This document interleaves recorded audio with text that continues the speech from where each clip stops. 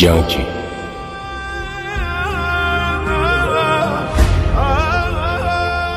Badaviy tarixiy asar. 10. qism. Ashiyani buvisi qo'rqqanidan toshdek qetibla qoldi.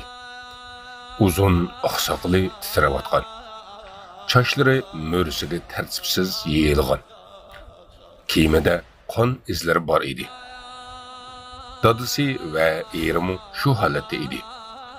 Faqat ustozilar xotirjam beshini tik tutgan bo'lib, na yuzida, na harakatida biror qo'rqinchni sezdirmay xotirjam turayotgan edi.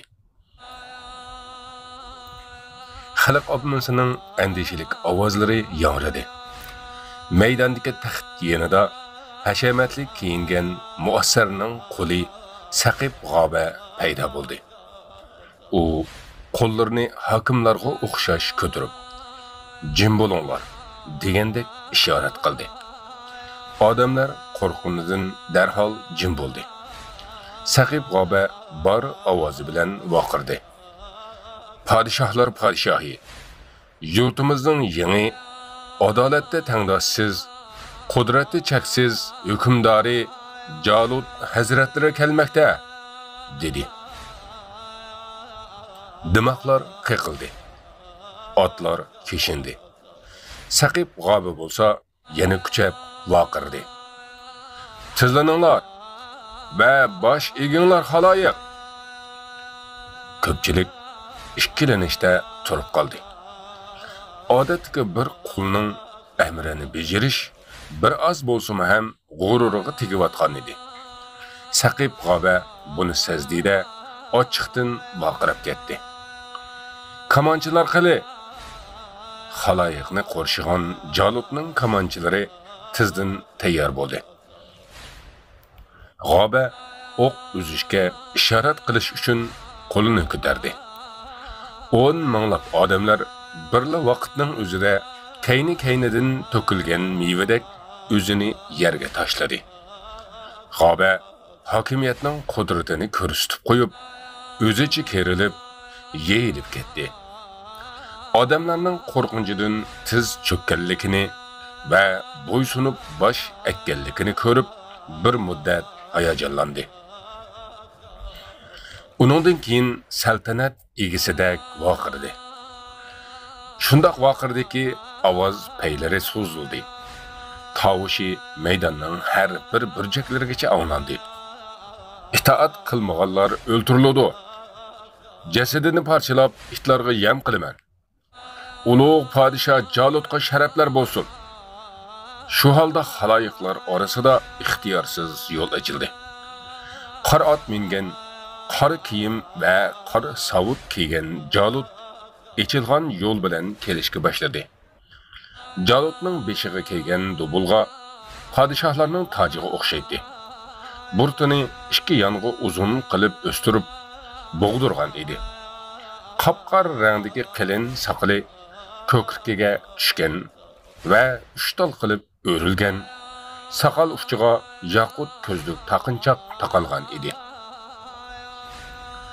Jalut kiyimining yoqa taraflariga va savutining qillariga olmos toshlarni qadatgan edi.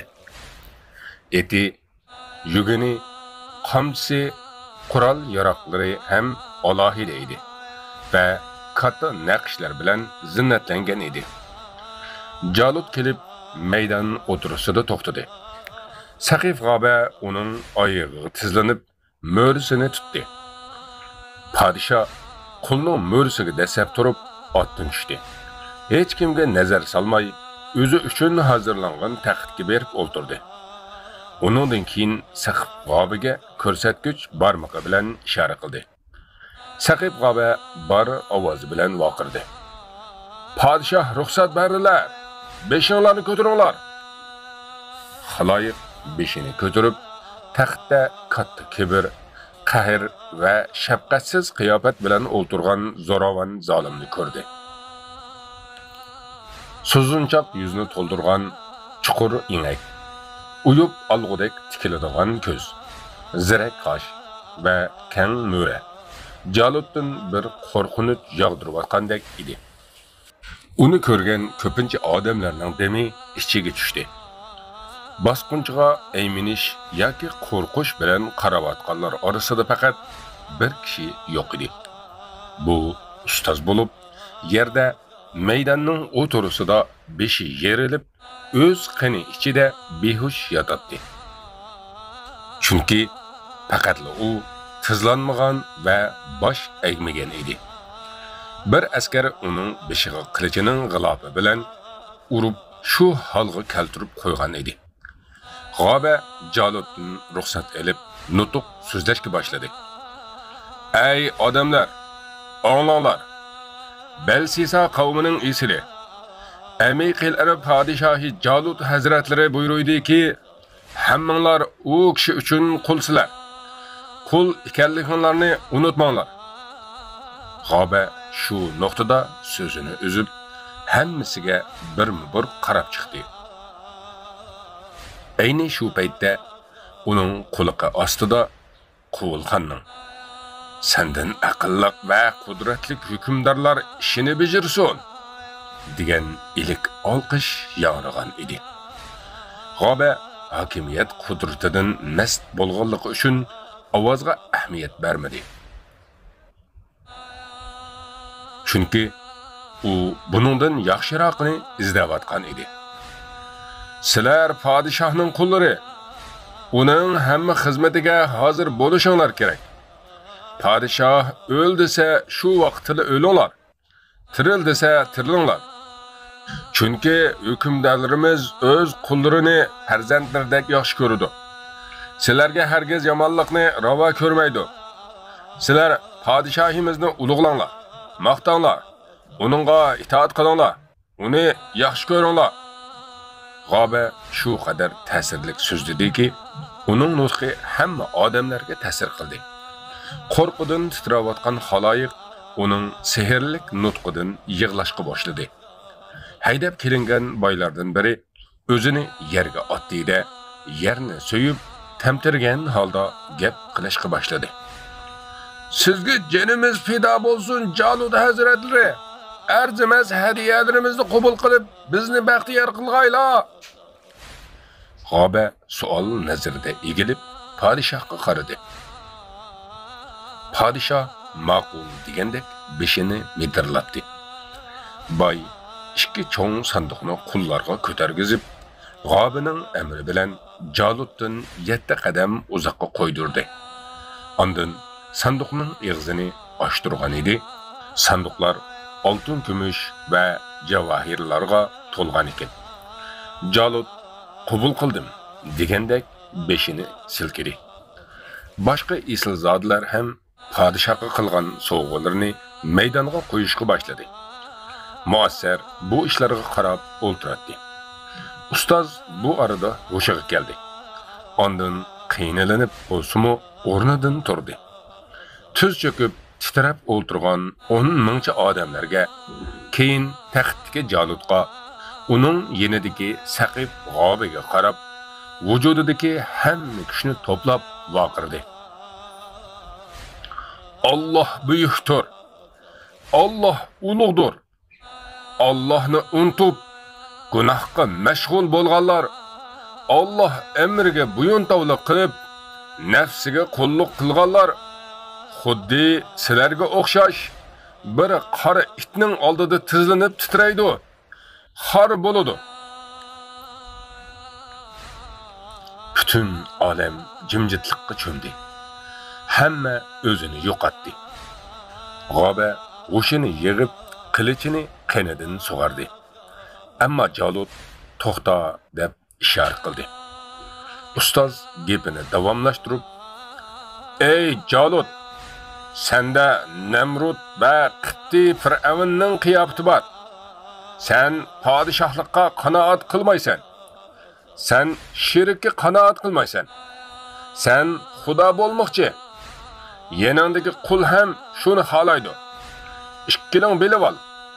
Sizlarni dunyoda xorliq, oxiratda jahannam kutmoqda. La ilaha illalloh." Bu so'zlar Jalutga tig'dek sanjildi. Padişah o'rnidan nihoyatda tezlik bilan turdi va qilichini yalang'ochlab ustozning oldida paydo bo'ldi. İki qo'li bilan ustozning bo'yniga qilich soldi. Muassar dag'dagʼ titrab beshini yerdan ko'tarolmay qoldi. Ashiya qo'rqqanidan vaqirdi. Bu vaqirash otasi Aslamni hushiga keltirdi.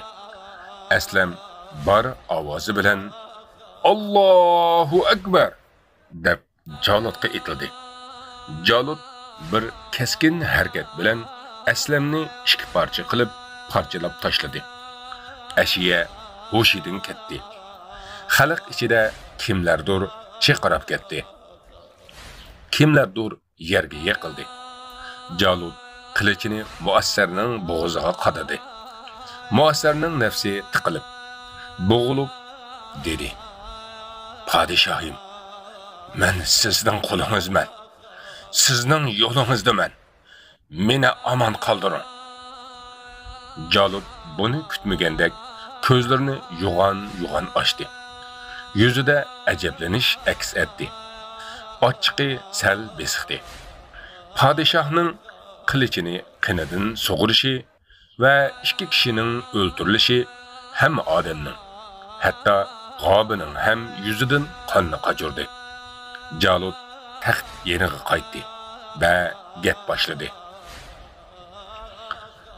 Hey mening qullarim! Mustabidning ovozi guldirlab chiqdi. Men marhamatlik, qudratlik hukmdorman. Biroq menga tuhmat qilganlarni, yomon tilak tilganlarni, menga qarshi chiqqanlarni o'ldiraman. Sizlarning itoatinglar menga yoqdi. Shuning uchun hammanglarni o'zimga qulluq qilishdan ozod qilaman. G'oba sakrab ketdi. Ne kadar mehribonsiz padişahim! Xalq ham G'obaning gapini takrorladi. Jalot bo'lsa salmoqliq bilan turib gapini davomlashtirdi. Sobiq hokimlar mening yo'limga o'tib, jinini qutqizib qoldi. Sizlarga sadoqatli qulim G'oba bugundan boshlab hokimdir. Uningga bo'ysuninglar. U mening o'ng qo'l vazirimdir. Jalot shundoq dedi-da, minib otga mindi. G'oba yerni suyib, "Sizga jinim pido bo'lsin!" dedi-da, yig'lab ketdi. Ashiya xiyollar orasida manzilga yaqinlashib kelayotganligini sezmay qoldi. Dimig'iga cho'shqining sesiq hidi urildi. Ashiya G'obini taxtdan tushirishga harakat qilib, o'ltirilganlar haqida o'yga cho'mib ketdi. Saqib G'oma Jalot o'z yurtiga qaytishi bilan ikki yangi farmon chiqardi. Birinchi farmon odamlarni shahardan chiqishdan qat'iy chekladi. İkinci farmon podshoh Jalotning suratini shahardagi hamma uylarning ichiga sizdirish majburiy ekanligi haqida edi. Xaloyiq jinini saqlab olganligiga rozi edi. Bu farmonlardan keyin ba'zilarining yanida G'obaning nasabsizligi aslandi. Uning Muassarga xiyonati aytildi va Jalot o'ltirgan ustozning yeshi cho'ng do'stlari mana bular haqida birer chora ko'rayli dedi. Ular Musa haqida ko'p gap qildi. Bir necha hafta ichida G'obani hokimlikdan elib tashlash haqida bir qarorga keldi. Saqib G'oba o'z hokimiyatidan xushal edi. Jalot uning xizmatida ming tal jangchisini qoldirgan edi. Butun shahar G'obaga tezla taslim bo'ldi. U zo'ravonlik bilan o'ziga ko'rsatilgan hurmat haqida bir necha qarorlarni chiqardi. Hokimga murojaat qilgan vaqtda har kimning tizlanishi shart. Hokimning hukmi to'g'risida muhokama qilinmasligi kerak. Hukmga norozi kayfiyatda bo'lgan har qanday odam dushman hisobida bo'lib, uni aniqlab xabar bergan odamga bak cho'ng mukofotlar bor. Shahar aholisi ichidan lashkarlar elanadi. lashkar padişah Jalutning qo'l ostida urush qilg'ili chiqadi. G'oba har qatim har xil amr buyruqlar va farmon qilganda va koni yangi qoidalarni o'rnatib, ijrosini talab qilganda o'zini parvosiz uchayotgandek his qiladi. Mana men hokim, kim menga daxli qila oladi deb ichida o'ylaganlarini bir oz o'tmay oshkora aytishga boshladi. Saqib G'oba odamlar kutmagan ishlarni qilishni yaxshi ko'radi. Kishilarni mansabga tayinlash va bo'shitishdan huzurlanadi. Shuning uchun biror kishi biror vazifada 3 oydan ortiq ishlay olmaydi. Qobiliyatli odamlar asla bu shaklda ishlashni xohlamadi. G'oba ishlar bilan ko'zlari yumilgandek darajada mast bo'lib yurganda, sal yoshroq bir odam uning huzuriga kelib tiz cho'kdi. "Ismim Tasmin", dedi u. "Musa agashkuchilari sizni hokimlikdan tushirmoqchi." Tasmin hammani bayon qildi. Uning axborotlaridan ko'ra, shaharning ulug'lari Jalutning yeniga berib shikoyat qilarmish. Ular uning nasabining tayini yo'q. Naslsiz G'obaning o'rniga boshqa kishini, ya'ni Isilzoda ota-onasi Yaqub farzandlaridan bo'lgan, uylangan, bir necha xotinliq, bola chaqliq boy biror odamni hokimlikka tayinlashni talab qilarmish.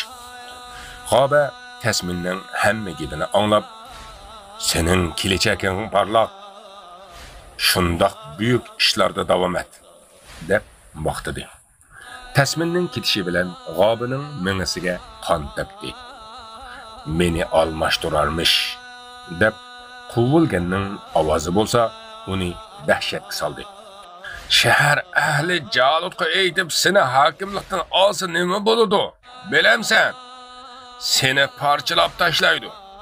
Chunki sen ularga qattiq qo'lliq qilyapsan. Agar ularga tadbir bilan hiyla bilan ish tutmasang, yaqinda xor bo'lasan."